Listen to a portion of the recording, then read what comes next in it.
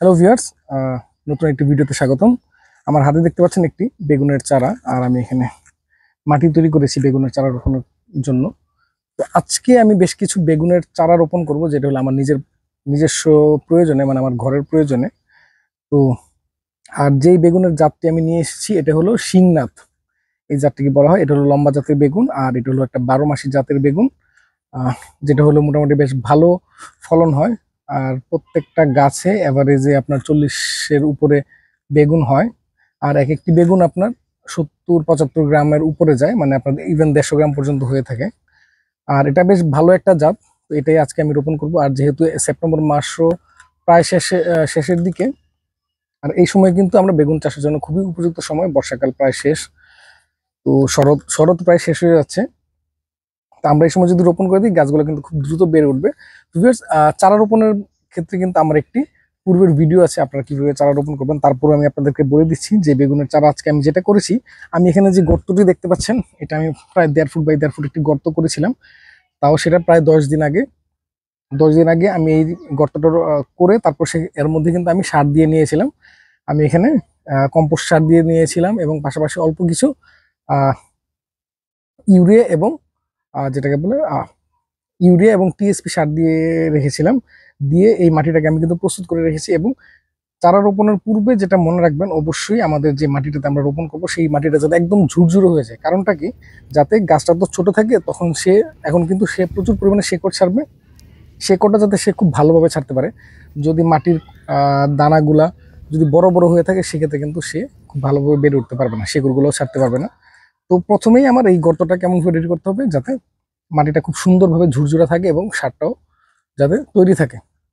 আর 10 দিন আগে কেন আমরা গর্তটা তৈরি করব, কারণ হলো যে আমরা যে সারটা দিব, যদি আমরা রাসায়নিক সার দিয়ে থাকি, সেক্ষেত্রে কিন্তু যদি আমরা সাথে সাথে দিয়ে দিই, সেই সাথে সাথে চারা রোপণ করতে কি হবে, এই সারটা কিন্তু একটা গ্যাস তৈরি করবে, গ্যাসে কিন্তু গাছটা মারা যাবে। যার কারণে আমরা 10 দিন আগে এই সারটা দিয়ে তারপর হলো গর্তটাকে তারপর আবার একটু কুচিয়ে নিব, নিয়ে যাতে গ্যাসটা থাকলে সেটা বের হয়ে যায়, তারপর কিন্তু আমরা চারা রোপণ করব।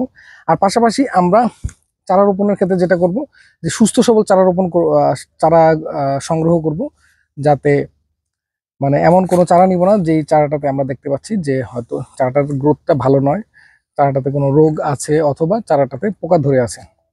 পাশাপাশি আরেকটা আমি আগের ভিডিওতেও বলে রেখেছিলাম, সেটা হলো যে আমরা এমন চারা বাছাই করব যেই চারার মধ্যে যে সে মানে খুব পুরনো চারা নয়, মানে এই যে পলির মধ্যে যে অনেক অনেক দিন হয়ে গেছে, কয়েক মাস হয়ে গেছে, এমন কোনো চারা নিব না যেটা হলো একদম শেকড় টেকড় বের হয়ে আছে। সেক্ষেত্রে কিন্তু ওই চারাগুলো খুব একটা ভালো হবে না।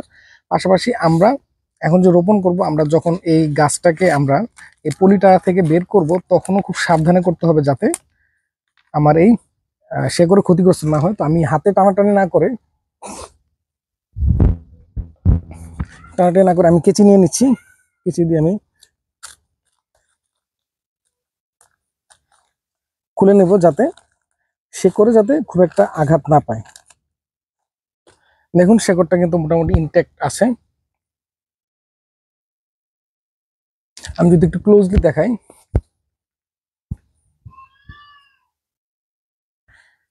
শেকড়টা কিন্তু ইনটেক্ট আছে, আমরা এটা রোপণ করতে পারবো। আর পাশাপাশি আমরা যেহেতু রোপণ করব, আমরা আরো কিছু কাজ করতে পারি। সেটা হলো আমার হাতে আছে হলো ট্রাইকোডার্মা পাউডার। আমরা একটু ট্রাইকোডার্মা পাউডার এই মাটিটাতে মিক্স করে দিতে পারি। সেক্ষেত্রে যে ছত্রাক থেকে আমার এই ট্রাইকোডার্মা পাউডার সুরক্ষা দিবে আমার গাছটাকে। ট্রাইকোডার্মা পাউডার খুব বেশি প্রয়োজন নেই, এটা কিন্তু একটা বায়ো এজেন্ট, এটা কিন্তু নিজেই আস্তে আস্তে নিজেকে রিপ্রোডিউস করবে। আরেকটি কাজ করব, সেটা হলো যে আমি সেটাও কিন্তু পূর্বে ভিডিওতে বলেছিলাম, আমি ইপসম সল্ট বা ম্যাগনেসিয়াম সালফেট এটা আমি অল্প পরিমাণে দিয়ে দেবো। কারণটা হলো কি, যে আমি যখন গাছটাকে নিয়ে আসলাম, গাছটা কিন্তু সম্পূর্ণ ভিন্ন একটি পরিবেশে ছিল, নার্সারিতে ছিল। আর এখন আমি কিন্তু উন্মুক্ত উন্মুক্ত বাগানে দিয়ে দিচ্ছি। তো এখানকার মাটির সাথে তার পরিচিতিটা একটু কম, যার কারণে আমি যখন এই ইপসম সল্ট আমি 1 চিমটি ইপসম সল্ট দিয়ে দিব মাটিতে, এটা কিন্তু গাছের যে ট্রান্সপ্লান্ট শক, যে আমরা নতুন জায়গা থেকে এনে একটা গাছ আমি যখন রোপণ করব, তখন এই শকটা থেকে কিন্তু সে মুক্তি পাবে এবং খুব সহজে সে এই শকটা কাটিয়ে তুলতে পারবে।